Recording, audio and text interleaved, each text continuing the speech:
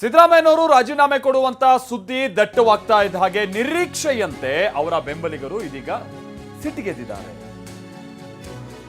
CM Siddaramaiah ಅಭಿಮಾನಿಗಳ ಆಕ್ರೋಶ ಕೆಲವು ಕಡೆ ಭುಗಿಲೆದ್ದಿದೆ. ಹೈಕಮಾಂಡ್ ನಿರ್ಧಾರಕ್ಕೆ ಸಿದ್ದರಾಮಯ್ಯ ಅಭಿಮಾನಿಗಳು ನಿಗಿ ಅಂತಿದ್ದಾರೆ. ಯಾವ ಮಟ್ಟಿಗೆ ಅಂತಂದ್ರೆ ಸಿದ್ದರಾಮಯ್ಯನವರ ನಿವಾಸದ ಮುಂದೆ ಬಂದು ಜಮಾಯಿಸ್ತಾ ಇದ್ದಾರೆ. ಹೈಕಮಾಂಡ್ ವಿರುದ್ಧವಾಗಿ ತಮ್ಮ ಸಿಟ್ಟನ್ನ ವ್ಯಕ್ತಪಡಿಸ್ತಾ ಇದ್ದಾರೆ. ಸಿದ್ದರಾಮಯ್ಯನವರು ಏನಾದ್ರೂ ಮುಖ್ಯಮಂತ್ರಿ ಸ್ಥಾನದಿಂದ ಕೆಳಗಿಳಿದ್ರೆ ಕಾಂಗ್ರೆಸ್ ಪಕ್ಷ ಸರ್ವನಾಶ ಆಗೋಗ್ಬಿಡುತ್ತೆ ಅಂತ ಹೇಳ್ಕೊಂಡು ತಮ್ಮ ಸಿಟ್ಟನ್ನ ವ್ಯಕ್ತಪಡಿಸ್ತಾ ಇದ್ದಾರೆ. ಹಿಂದೆ ಅವರು ದಳದಲ್ಲಿದ್ದಂತಹ ಸಂದರ್ಭದಲ್ಲಿ ಇದೇ ರೀತಿಯಾದಂತಹ ಬೆಳವಣಿಗೆ ಆಗಿತ್ತು. ಆ ಕಾರಣಕ್ಕಾಗಿನೇ ನೋಡಿ ಇವತ್ತಿನ ತನಕನೂ ಜೆಡಿಎಸ್ 18-20 ಸೀಟ್ ಅಂತ ಬರ್ತಾ ಇದೆ. ಪಕ್ಷ ನಂತರದಲ್ಲಿ ಮುಂದುವರಕ್ ಸಾಧ್ಯ ಆಗ್ಲಿಲ್ಲ, ಬೆಳವಣಿಗೆ ಆಗಕ್ ಸಾಧ್ಯ ಆಗ್ಲಿಲ್ಲ. ಇದೆಲ್ಲ ಸಿದ್ದರಾಮಯ್ಯನವರು ಆ ಪಕ್ಷ ಬಿಟ್ಟದಂತ ಕಾರಣಕ್ಕಾಗಿನೇ ಹಿಂಗಾಗಿರೋದು. ಈಗ ಕಾಂಗ್ರೆಸ್ ಸ್ಥಿತಿನೂ ಹಂಗೆ ಆಗುತ್ತೆ.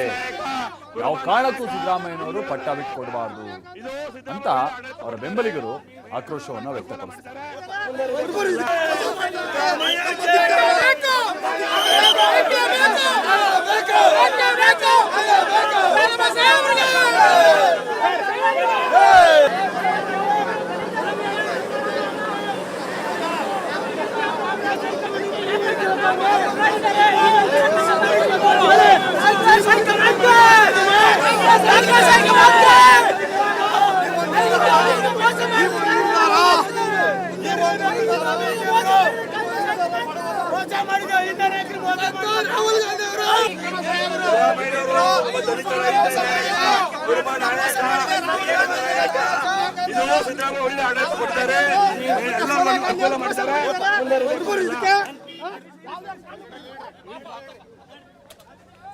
ಸಿದ್ದರಾಮಯ್ಯನವರ ನಿವಾಸದ ಮುಂದೆ ಹೀಗೆ ಸೇರಿರುವಂತಹ ಅವರ ಅಭಿಮಾನಿಗಳು ತಮ್ಮ ಸಿಟ್ಟನ್ನ ವ್ಯಕ್ತಪಡಿಸ್ತಾ ಇದ್ದಾರೆ.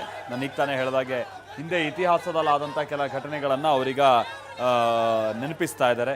ನೋಡಿ, JDS ಪಕ್ಷಕ್ಕೆ ಇದೇ ರೀತಿ ಆಗ್ಬಿಡ್ತು, ಕಾಂಗ್ರೆಸ್ ಪಕ್ಷದ ಕಥೆನೂ ಹಿಂಗೆ ಆಗ್ಬಿಡುತ್ತೆ ಅಂತ ಹೇಳಿ. ಆಮೇಲೆ ಇದು ನಿರೀಕ್ಷಿತ. ಯಾಕಂದ್ರೆ ಸಿದ್ದರಾಮಯ್ಯನವರು ಅವರೊಬ್ಬ ರಾಜ್ಯದ ಮಾಸ್ ಲೀಡರ್, ಇದನ್ನ ತೆಗೆದುಹಾಕುವಂಥದ್ದಲ್ಲ. ಆಮೇಲೆ ಇನ್ನೊಂದಂದ್ರೆ ಯಾವುದೋ ಒಂದು ಸಮುದಾಯಕ್ಕೆ ಸಂಬಂಧಪಟ್ಟ ಹಾಗಿನ ಅಭಿಮಾನಿಗಳಲ್ಲ ಅವರಿಗೆ. ಹಿಂದ ವರ್ಗ ಅಂತ ಹೇಳ್ಕೊಂಡು ಅವ್ರ ಹಿಂದೆಯ ಅವರ ಸ್ಟ್ರಾಟಜಿಗಳೇನಿತ್ತು ಅವರಿಗೆ ಪೊಲಿಟಿಕಲಿ ಅದು ಭಾಳ ಬೆನಿಫಿಟ್ ಕೊಟ್ಟಿದೆ. ಜೊತೆಗೆ ಆ ವರ್ಗಕ್ಕೂ ಕೂಡ ಇವರಿಂದ ಭಾಳ ಅನುಕೂಲ ಆಗಿರ್ಬೋದು. ಆ ಕಾರಣಕ್ಕಾಗಿಯೇ ಭಾಳ ಅಭಿಮಾನಿಗಳಿದ್ದಾರೆ, ಅನುಯಾಯಿಗಳಿದ್ದಾರೆ. ಅವರೆಲ್ಲ ಇದೀಗ ಬೆಂಗಳೂರು ಕಡೆಗೆ ದೌಡಾಯಿಸೋದಕ್ಕೆ ಶುರು ಮಾಡಿದ್ದಾರೆ.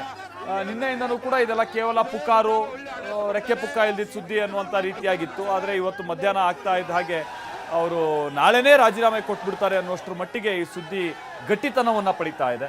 ಹೀಗಾಗಿನೇ ಅವರ ಅಭಿಮಾನಿಗಳು ಕೂಡ ಇದೀಗ ಬೆಂಗಳೂರು ಕಡೆಗೆ ದೌಡಾಯಿಸೋದಕ್ಕೆ ಶುರು ಮಾಡಿದ್ದಾರೆ.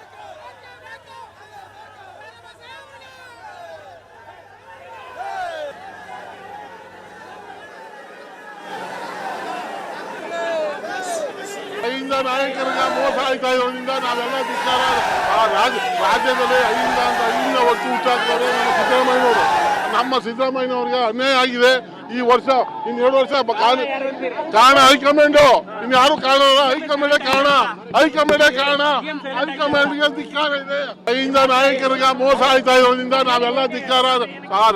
ರಾಜ್ಯದಲ್ಲಿ ಐದಿಂದ ಒಟ್ಟು ಹುಟ್ಟಾಕಿದವ್ರೆ ನಮ್ಮ ಸಿದ್ದರಾಮಯ್ಯನವರು. ನಮ್ಮ ಸಿದ್ದರಾಮಯ್ಯನವ್ರಿಗೆ ಅನ್ಯಾಯ ಆಗಿದೆ. ಈ ವರ್ಷ ಇನ್ನು 2 ವರ್ಷ ಕಾರಣ ಹೈಕಮಾಂಡು, ಇನ್ನು ಯಾರು ಕಾರಣ ಅಲ್ಲ, ಹೈಕಮಾಂಡೇ ಕಾರಣ.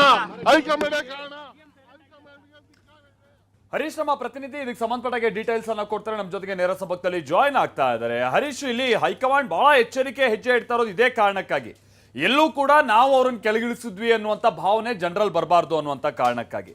ಹಾಗಾಗಿನೇ ಇದೆಲ್ಲ ಒಂದು ಸ್ಪೆಕ್ಯುಲೇಷನ್ಸು. ಮತ್ತೊಂದು ಸಿದ್ದರಾಮಯ್ಯನವರೇ ತಮ್ಮ ಸ್ಥಾನ ಬಿಟ್ಕೊಟ್ರು ಅನ್ನೋಷ್ಟ್ರ ಮಟ್ಟಿಗೆ ಅದನ್ನ ಬಿಂಬಿಸುವಂತ ಪ್ರಯತ್ನ ಆಗ್ಬೇಕಿದೆ. ಪಾಪ ಹೈಕಮಾಂಡ್ಗೂ ಕೂಡ ಇದು ಅನಿವಾರ್ಯ. ಮತ್ತೊಂದ್ ಕಡೆ ಅವರ ಅಭಿಮಾನಿಗಳು ಈಗ ಸಿಟ್ಟಿಗೆ ಹೇಳೋದು, ಈ ರೀತಿಯಾದಂಥ ಘೋಷಣೆ ಕೂಗೋದು, ಹಿಂದೇನಾಗಿತ್ತು ಅಂತ ನೆನಪಿಸೋದು, ಇದೆಲ್ಲ ಆಗ್ತಾ ಇದೆ. ಬಟ್ ಇದು ಯಾವ ಕಡೆ ಮುಂದುವರ್ಕೊಂಡು ಹೋಗ್ಬೋದು ಇದು ಅಕಸ್ಮಾತ್ ಸಿದ್ದರಾಮಯ್ಯನವರು ಹೀಗೆ ಸೈಲೆಂಟ್ ಆಗಿದ್ರೆ ಅಂತ ಹೇಳ್ಕೊಂಡು? ಏನ್ ಕತೆ ಹರೀಶ್?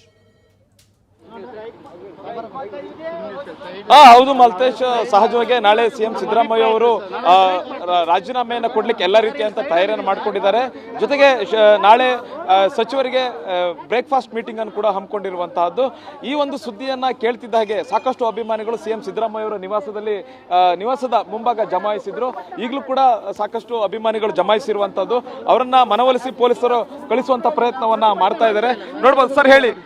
ಸರ್, ನಮ್ಮ ಕರ್ನಾಟಕ ರಾಜ್ಯದ ಅತ್ಯಂತ ಜನಪ್ರಿಯ ಮುಖ್ಯಮಂತ್ರಿಗಳಾದಂತಹ ಸಿದ್ದರಾಮಯ್ಯ ಸಾಹೇಬರನ್ನ ಯಾವುದೇ ಕಾರಣಕ್ಕೂ ರಾಜೀನಾಮೆ ಪಡಿಬಾರ್ದು. ಯಾಕೆಂದ್ರೆ ಕಾಂಗ್ರೆಸ್ ಪಕ್ಷದ ಶಕ್ತಿ ಯಾವುದು ಅಂದ್ರೆ ಸಿದ್ದರಾಮಯ್ಯ ಅವರು ಅಧಿಕಾರ 2023ರಲ್ಲಿ 136 ಸೀಟ್ ಕೊಡಬೇಕಾದ್ರೆ ಅಹಿಂದ ವರ್ಗಗಳ ಧೀಮಂತ ನಾಯಕರು, ರಾಜ್ಯದಲ್ಲಿ ಅತ್ಯಂತ ಜನಪ್ರಿಯ ಮುಖ್ಯಮಂತ್ರಿ ಆದ್ರೆ ಸಿದ್ದರಾಮಯ್ಯ ಅವರು, ಅವರನ್ನು ಕೆಳಗಡೆ ಇಳಿಸೋದ್ರಿಂದ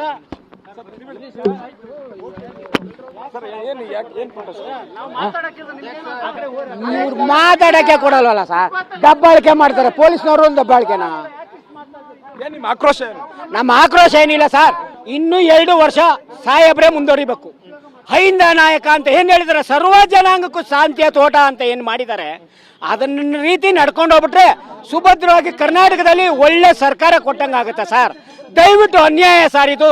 ರಾಜೀನಾಮೆ ಪಡಿತಾ ಇರೋದು ರಾಹುಲ್ ಗಾಂಧಿಗೆ ಇದು ಕಪ್ಪು ಚುಕ್ಕಿ ಇಕ್ಕದಂಗ ಆಗುತ್ತೆ. ರಾಹುಲ್ ಗಾಂಧಿ ಅವ್ರಿಗೆ ಕಪ್ಪು ಚುಕ್ಕಿ ಬೀಳುತ್ತೆ ಗ್ಯಾರಂಟಿ ಇದು. ನೋಡಿ, ಈಗ ಅಧಿಕಾರ ಹಂಚಿಕೆ ಚರ್ಚೆ ನಡೀತಾ ಇತ್ತು. 2.5 ವರ್ಷ ಅಧಿಕಾರ ಹಂಚಿಕೆ ಹೈಕಮಾಂಡ್ ಲೆವೆಲ್ ಅಲ್ಲಿ ಆಗಿದೆ ಅನ್ನೋ ಆ ಸೂತ್ರದ ಅನ್ವಯ ಬಿಟ್ಕೊಡ್ತಾ ಇದ್ದಾರೆ ಅನ್ನುವಂಥದ್ದು. ಆ ಸೂತ್ರ ಏನೂ ಇಲ್ಲ ಸರ್. ಸುಭದ್ರವಾಗಿ ಕಪ್ಪು ಚುಟ್ಕಿ ಇಲ್ದಂಗೆ ಸಾಹೇಬರು ನಡ್ಕೊಂಡಿದ್ದಾರೆ ಇಲ್ವೋ? ಸ್ವಲ್ಪ ಸಾವಧಾನವಾಗಿ ಅವ್ರು ಟೈಮ್ ತಗೋಬೇಕಾಗಡುವ.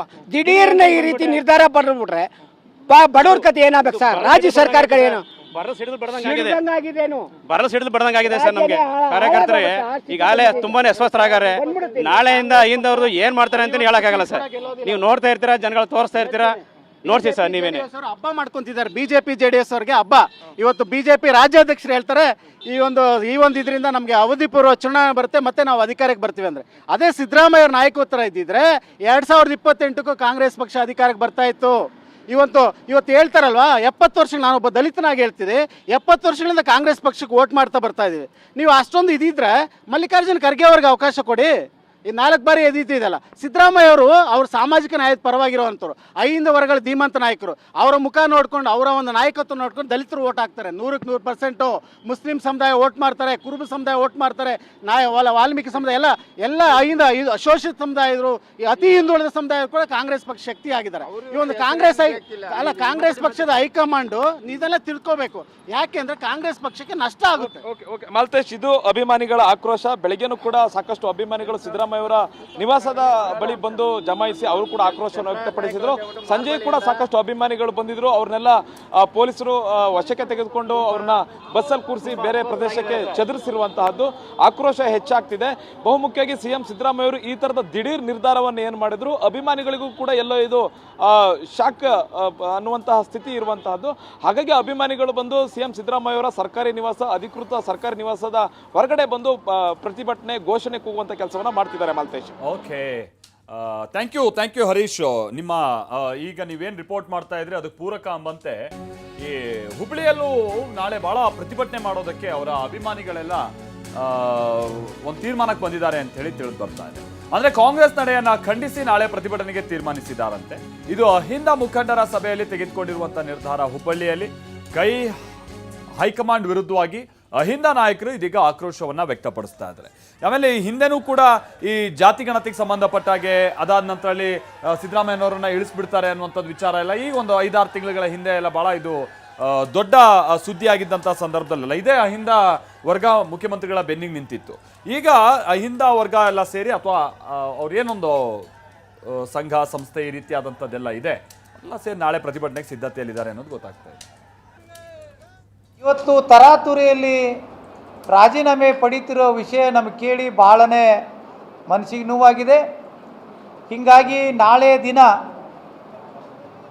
ಅಹಿಂದ ವರ್ಗ ಮತ್ತು ಕುರುಬ ಸಂಘಟನೆ ಇಡೀ ರಾಜ್ಯಾದ್ಯಂತ ಹೋರಾಟವನ್ನು ಮಾಡಬೇಕು ಅಂತ ಈಗಾಗಲೇ ಕರೆಯನ್ನು ಕೊಟ್ಟೇವೆ. ಅದಕ್ಕಿಂತ ಪೂರ್ವದಲ್ಲಿ ರಾಹುಲ್ ಗಾಂಧಿಯವರು ತಮ್ಮ ವಿಚಾರವನ್ನು ಸ್ಪಷ್ಟೀಕರಣ ಕೊಡಬೇಕು. ಇಲ್ಲದಿದ್ದರೆ